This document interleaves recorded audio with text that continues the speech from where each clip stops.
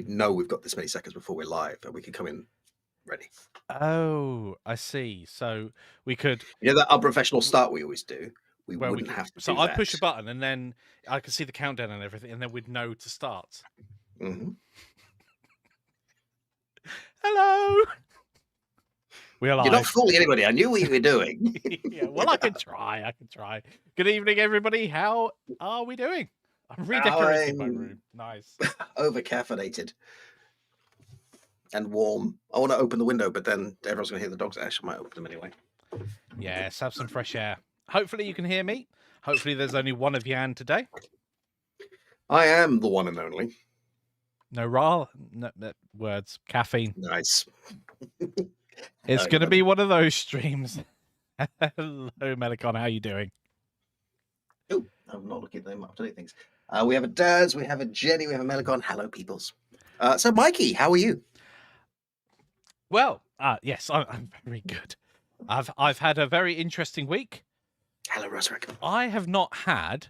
This has got nothing to do with game dev, and I don't know why I'm telling you this, but I've not had a pair of jeans for over 5 years. Today, I bought a pair of jeans, and because I'm a short person, I needed them taking up. So I've got a first pair of jeans in 5 years. Story. Apparently, I look really good Thank in you jeans. so much for this story. I can't express how happy this story Now, he won't makes me. ask me how I am anymore. Hello, Mind Stammer. No, I'm glad. I'm glad you have some pants that fit. Means something completely different in the UK. And I'm childish, so I'm going to laugh at pants. Yes, so today is going to be all about some updates, what we've been up to. We're going to show you a bit more of the development on the action RPG. Dramatic pause. Could have gone either way. Yes, it could have gone either way, Daz. You're quite right. I shall also, because I often forget, I'm going to press start recording as well. Otherwise, we have to bring everything down from the YouTubes and it's low quality. We want our hot takes this evening to be bang on point and high quality. Yep. So we're trying to go back to, because we went off our rotating schedule timetable for a while. We're trying to get back to it now. So that's 1 week Godot, 1 week Blender, 1 week hanging out, 1 week talking about what we're doing and what's going on. So that's the plan for today. We do have some things to talk about. One of the things we've got is the latest build of the prototype for the action RPG dungeon creation course, procedure generation course. When I say procedure generation, specifically procedure generating the dungeons. It's not a course on everything to do with procedure generation. Oh, no. That sounds great, but that's not what we're doing.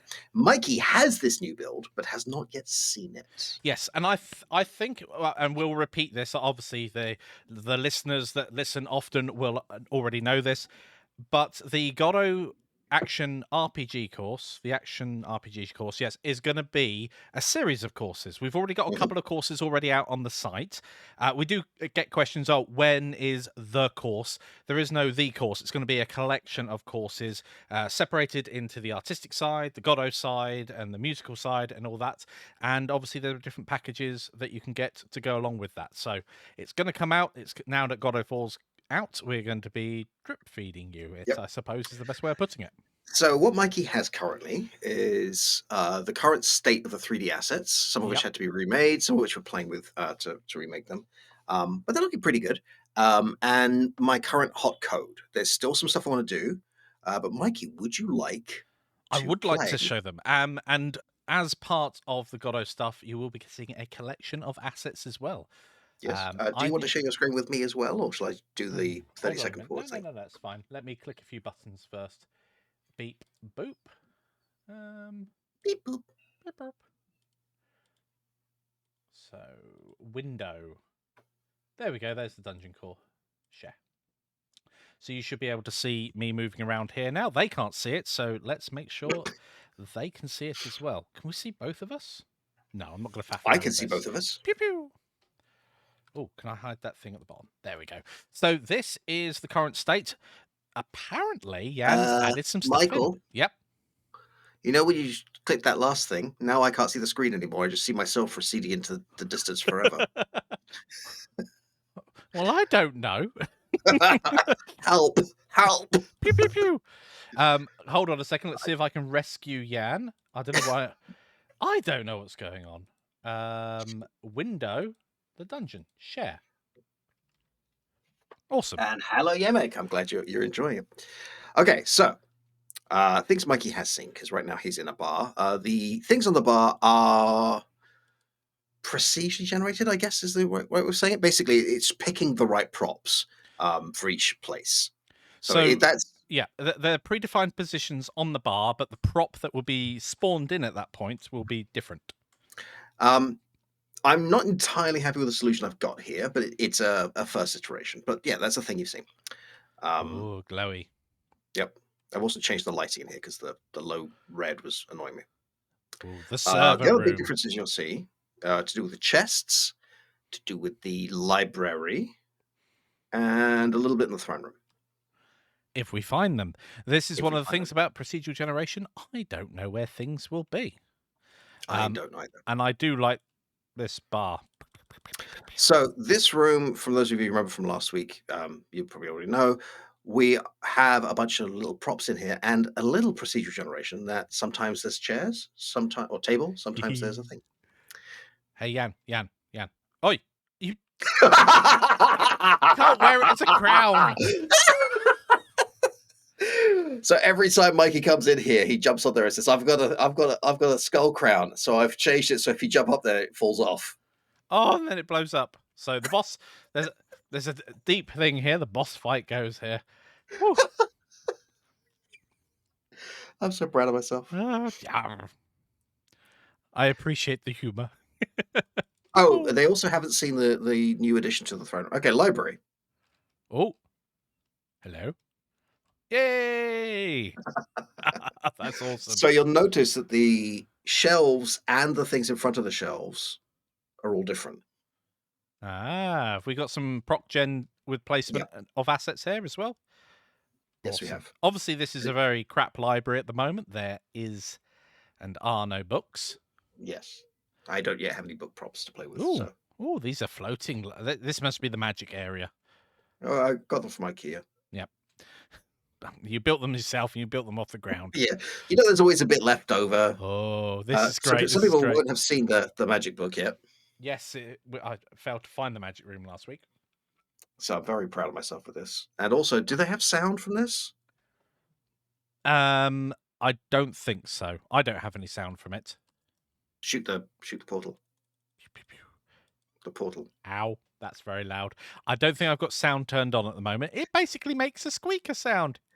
So I know that Mikey will always shoot these things, so I put a squeaker sound in there for him. But I'm very proud of that magic book. In fact, they can probably hear that if I just do this. And if you couldn't or did, I'm sorry. Awesome. So a lot of my last week with this has been to do with trying to get the optimization up to speed and playing with different ways of randomly placing props and furniture. There's some Right now, the interesting. situation I'm not happy with, which is every single combination is placed at the same time, and then only one of them is allowed to stay. Oh, I like this Which, long corridor. yeah.